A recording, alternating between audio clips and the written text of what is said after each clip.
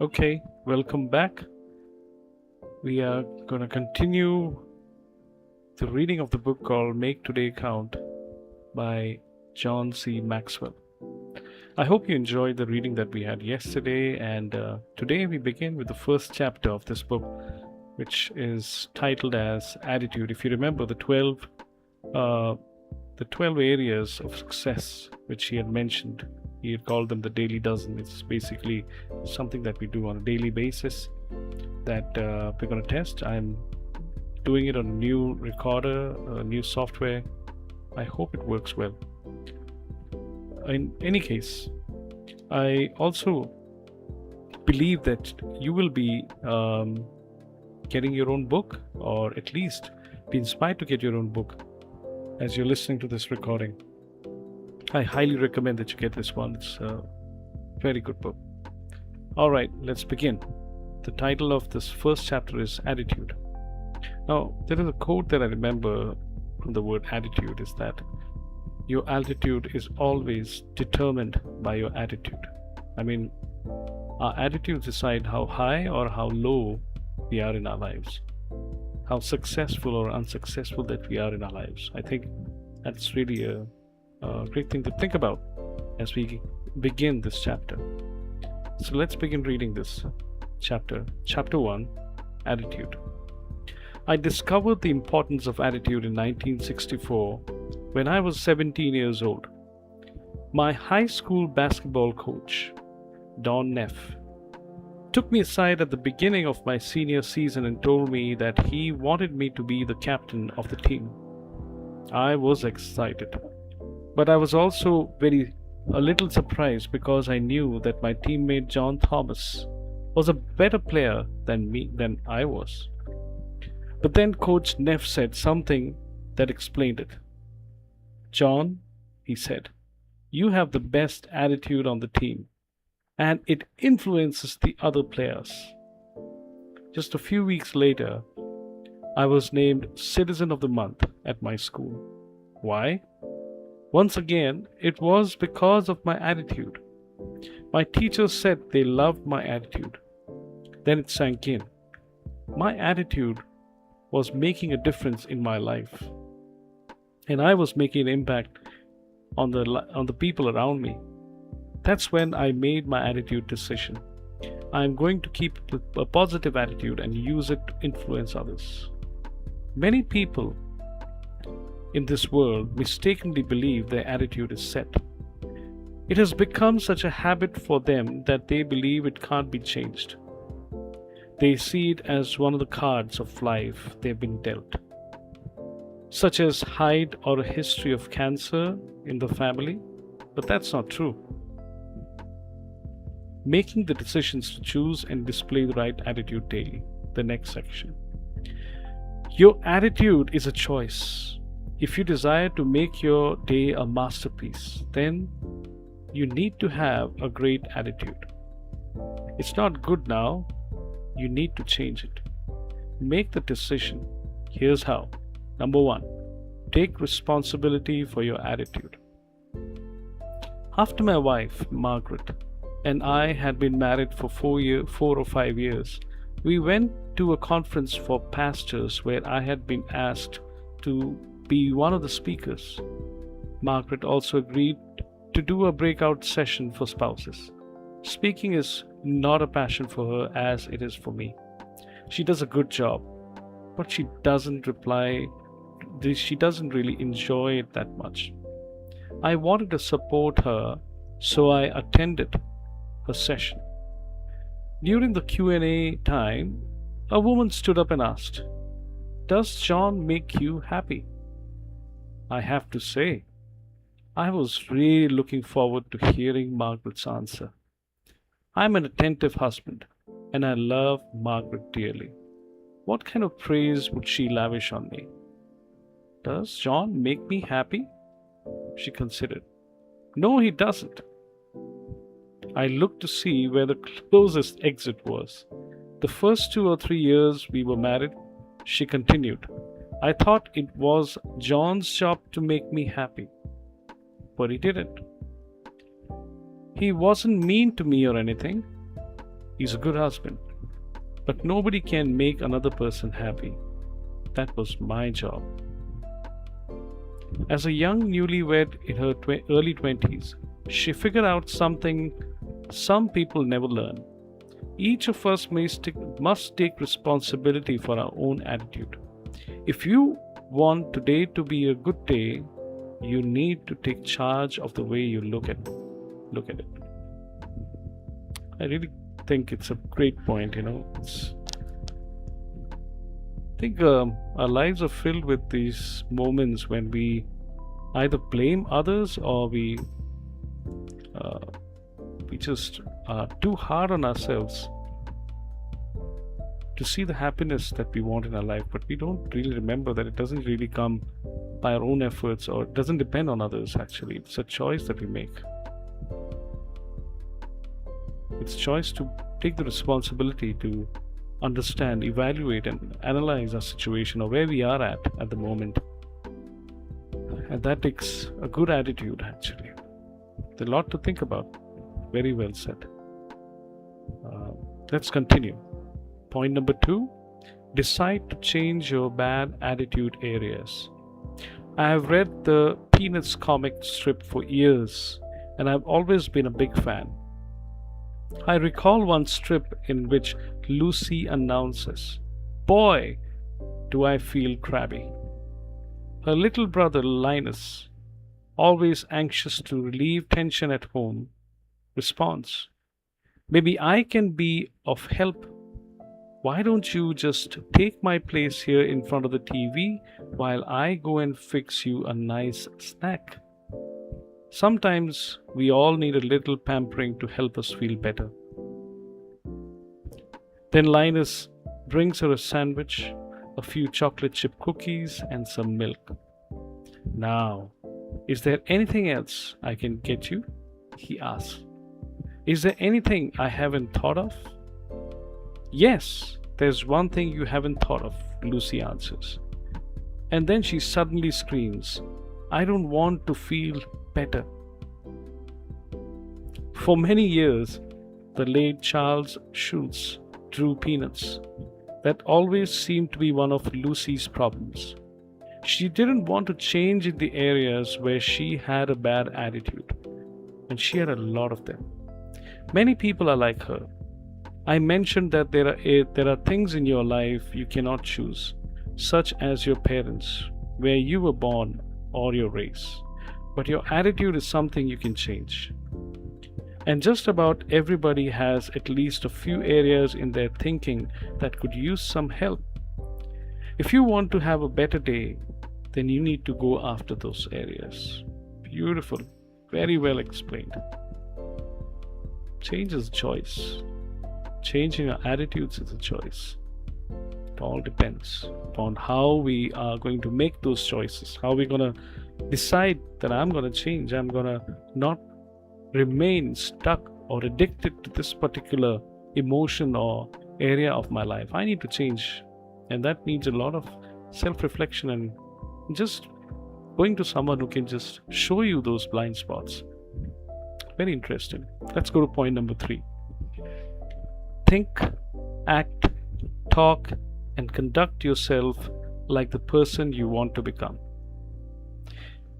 If you've been to any kind of class reunion 10 or more years after graduation, then you've probably been surprised by the transformation of one of your former classmates. The misfit who became a famous lawyer, the plain Jane who blossomed into a movie star, or the geek who founded a major corporation. How do such transformations occur? Those people changed how they thought of themselves. You saw them as they were, or how you thought they were. They saw themselves as they could be. Then they learned to act like and acquire the skills of the people they want to be. The transformation usually takes time. Often, it's barely noticeable to those who see them every day. Just as parents don't see changes in babies the way others do. But to someone who hasn't seen them in 10, 20, or 30 years, the transformation seems miraculous, like a butterfly from a caterpillar. If you desire to change yourself, then start with your mind. Believe you can improve, that you can change into the person you desire to be. Ralph Waldo Emerson said, "What lies behind us and what lies before us are tiny matters compared to what lies within us." If your thinking changes, then everything else can follow. What a stark reality. Remember, the point is think, act, talk, and conduct yourself. It's like a step-by-step process. The Bible says in the book of Proverbs that what a man thinks is what he or she becomes. I'm just paraphrasing that particular passage of the Bible. And many other philosophical thoughts have said that a man is what he thinks, So I believe that what we think leads to how we act, how we talk, and how we conduct ourselves. Very well said. Let's continue. So now we move to point number 4. That's place a high value on people. One of the secrets of maintaining a good attitude is valuing people. You can't dislike people and have a good attitude at the same time. Think about it. Have you ever met anyone who has always treated people badly but had a positive attitude? Likewise, you cannot have a bad attitude and encourage others at the same time. Encouraging others means helping people, looking for the best in them, and trying to bring out their positive qualities. That process drives negative thoughts right out of your head. Your interaction with others sets the tone of your day. It's like the music of your life. When your interaction with others is poor, it's like having to listen to a cacophonous music. But when you place a high value on people and you treat them well, it's like listening to a sweet melody as you go through your day. Develop a high appreciation for life. Point number 5. I like point number 4, that people do matter. Mangoes never grow on thistles and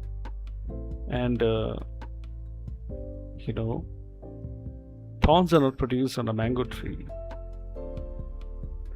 The same way, how we treat others is a very simple principle of how we are actually treating ourselves, or the way that we have a perspective about life, about our own thought process, how positive or how negative it is. Again, going back to point number 3, just combines together. The thinking and the doing comes together when we actually place high value on people. We are kind to them. We are understanding, compassionate towards others. Let's continue. Point number 6, develop a high appreciation for life. Have you ever known people who complain about everything? Their soup's too hot, their bed's too cold, their vacation's too short, their pay's too low. You sit side by side with them at a magnificent banquet, and while you enjoy every morsel, they tell you what's wrong with each and every dish. Such people don't appreciate life no matter how good it gets. A friend emailed to me the story of a very together and independent 92-year-old lady who was moving into a nursing home. Since she was legally blind and her husband of 70 years had passed away, the move was her only option. She waited in the lobby of the facility for a long time before finally being told that her room was ready. As she was escorted through the corridor, her attendant described the room down to the curtains hung on the windows. "I love it," the elderly lady enthused. "But you haven't even seen the room yet. Just wait," the attendant responded. "That doesn't have anything to do with it," she replied. "Happiness is something you decide on ahead of time. Whether I like my room or not doesn't depend on how the furniture is arranged. It's how I arrange my mind." Appreciation isn't a matter of taste or sophistication, it's a matter of perspective. John Wooden said, things turn out best for the people who make the best of the way things turn out. The place to start is with the little things. If you can learn and to appreciate them and be grateful for them, you'll appreciate the big things as well as everything in between. How beautifully described. As we develop a high appreciation for life, as we are thankful for different things, it really makes sense, I would honestly confess I've been thoroughly complaining person myself. I complain a lot, and I've learned through hard experiences that complaining never makes things better. As I was eating my food today, I just felt to really thank God that I had the food in front of me to at least have, no matter what kind of food it is. Clothes to wear, the privilege to be educated, to be in a place where I can have a house, a shelter over my head, a roof over my head. It's really a great thing to be grateful and to have a high appreciation for life rather than just to wait for things to work out. I really like what this particular point has mentioned. It's fantastic. A good way to end this particular section. Now we move to the next section, that's managing the discipline of attitude. If you want to benefit from the possibilities of a positive attitude, you need to do more than just make the decision to be positive. You also have to manage the decision. For me, in the area of attitude, it means one thing. Every day I will make the adjustments necessary to keep my mind right. If this is new territory for you, you may be wondering how to do it. Here are some guidelines to help you on your way. Number 1, recognize that your attitude needs daily adjustments. I've discovered that a person's attitude does not naturally or easily stay positive. For example, a lifelong attitude weaknesses I've had is my impatience with people. It was a problem even back when I was young. In school, when the teacher set aside a day to review before the final exam, I got dirty looks when I asked if we got it the first time, do we still have to come for the review? And I still fight impatience. Every day I ask myself, have I been impatient with someone? When I have, I apologize to the person. I have had to do that more times than I'd like to admit. Like any discipline, your attitude will not take care of itself. That's why it needs to be attended to daily. The stronger your natural inclination to be pessimistic or critical, the more attention your attitude will need. Begin each day with an attitude check and watch for red flags signaling that your attitude might be in trouble. Recognition, reflection, it works. Point number 2, find something positive in everything. Not long ago, I came across a prayer that I thought was wonderful. It said, "Dear Lord, so far today I'm doing all right. I have not gossiped, lost my temper, been greedy, grumpy, nasty, selfish, or self-indulgent. I have not whined, cursed, or eaten any chocolate. However, I am going to get out of bed in a few minutes and I will need a lot more help after that. Amen." Yeah, what a honest and practical prayer. Absolutely true. It may not always be easy, but if you try hard enough, you can find something good even in the midst of difficult situations. In Laugh Again by friend Chuck Swindoll explains that when Mother Teresa was asked the requirements of people assisting in her work with the destitutes in Calcutta, she cited 2 things: the desire to work hard and a joyful attitude.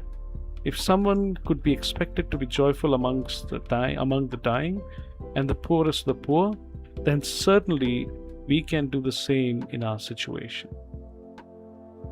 Point number 3, find someone positive in every situation.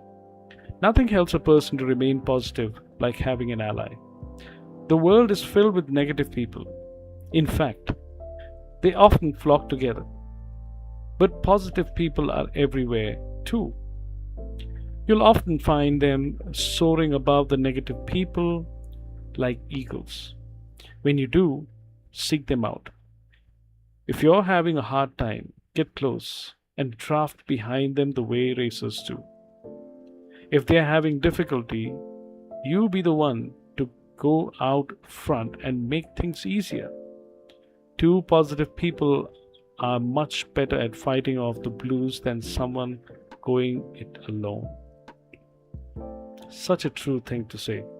In fact, that's something I wish on a daily basis for myself, to have a friend, to have someone positive that I can work with. But I think I need to change myself much more than desire that out of someone else first. I need to work on myself, be positive. Say something positive in every conversation. I've tried, that's point number 4, that say something positive in every conversation. I've tried to make it a habit to include positive comments in every conversation with others. It starts with those closest to me.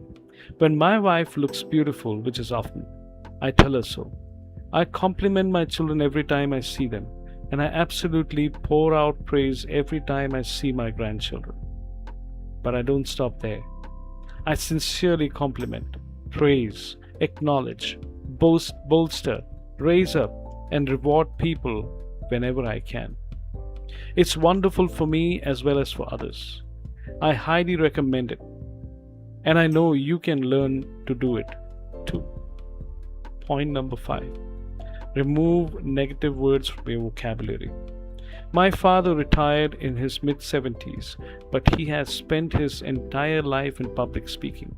He came from a modest background, so he was always working hard to learn and grow. When I was a kid, he used to pay my brother, Larry, and me 10 cents for every grammatical mistake we found him making when he was preaching. It was just one example of how he was constantly trying to improve himself. I suspect he also did it so that we would learn more about grammar ourselves. You can do a similar kind of thing when it comes to your attitude. You or someone you enlist can be on the lookout for negative words in your vocabulary so that you can try to eliminate them. Here's a list to get you started. Eliminate these words, say these instead. These are 2 different columns. The first column is eliminate these words. The second column is say this instead.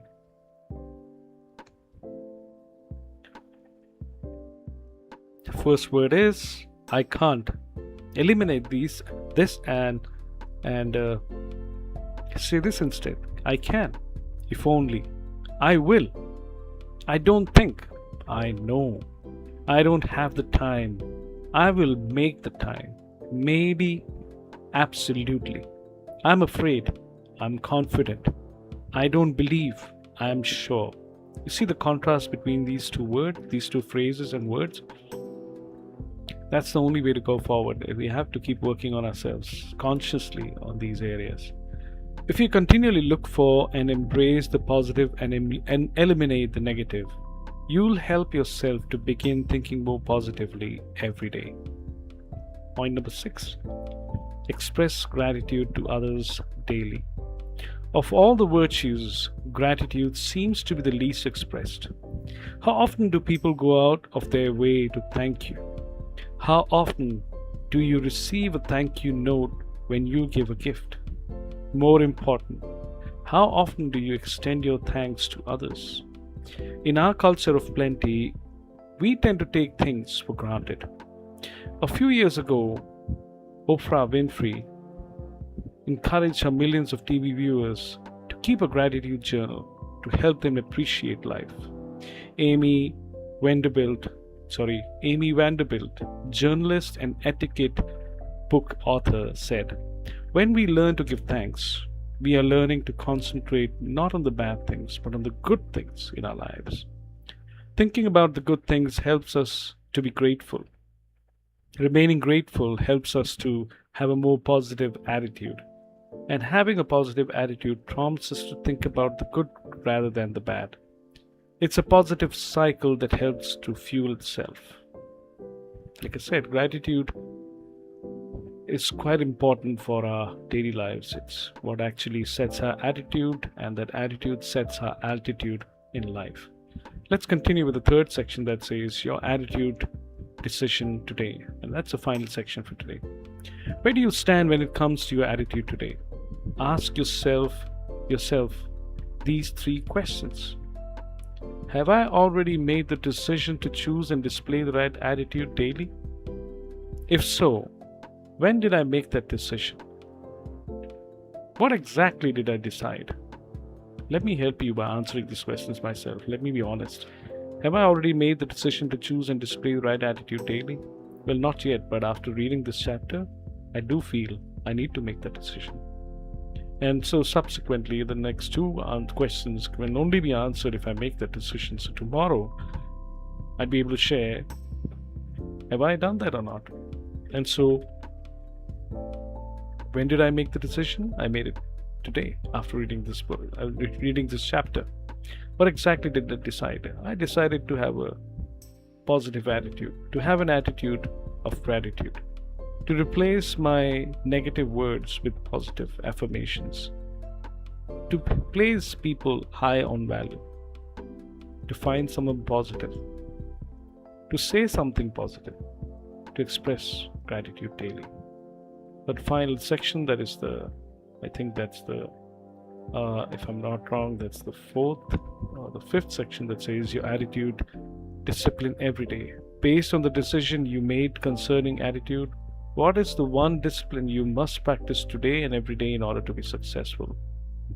I feel for myself, I think it's gratitude. Just to be thankful for what I have. Thankful to God, thankful to my family, thankful to everyone around me for the things that I have.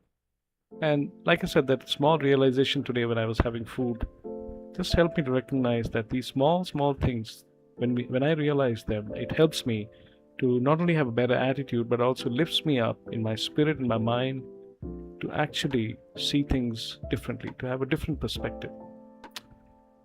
All right, that's it for today. We'll continue reading this 12 plus part series. I hope it's going to be a blessing to all of you, an encouragement to all of you to read a book. And so let's continue to read together. Thank you. Have a blessed day ahead. Bye-bye.